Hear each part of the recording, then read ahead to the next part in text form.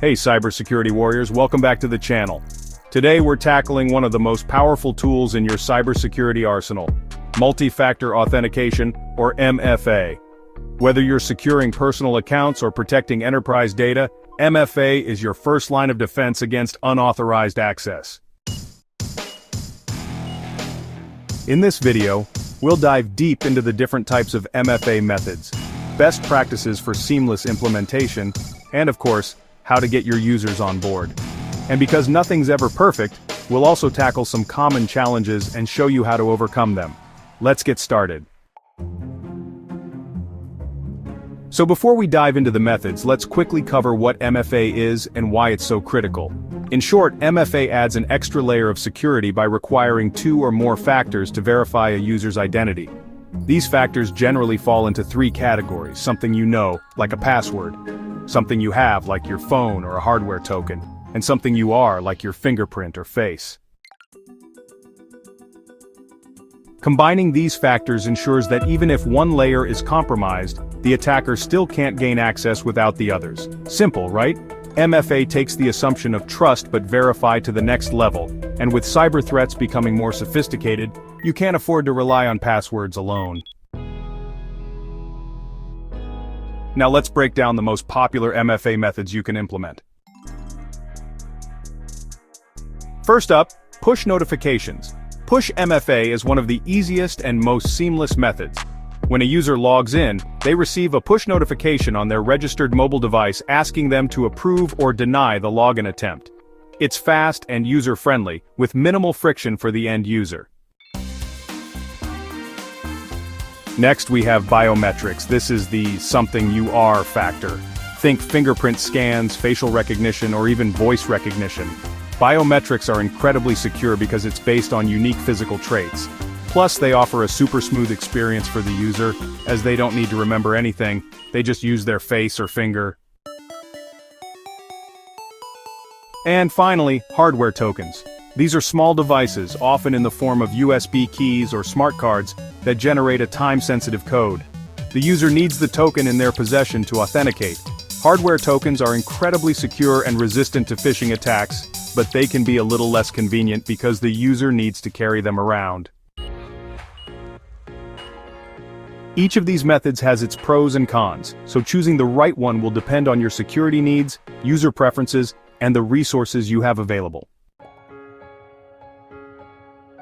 Okay, now that we know what MFA is and the methods available, let's talk about how to actually implement it effectively.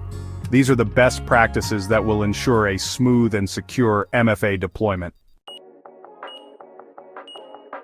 Start with high-value assets. Begin by implementing MFA for your most critical applications and sensitive data. This includes anything related to financial information, customer data, or key infrastructure. Once that's in place, you can start rolling MFA out to other less sensitive areas. Communicate and educate. User adoption is crucial. If users don't understand why they're being asked to set up MFA, they're less likely to comply. Make sure to explain the benefits, not just for the company, but for their personal security as well. People want to know that their data is protected, especially when they're the ones who could be targeted. Offer multiple options. Not everyone likes the same MFA method. Some may prefer biometrics, while others may feel more comfortable with hardware tokens.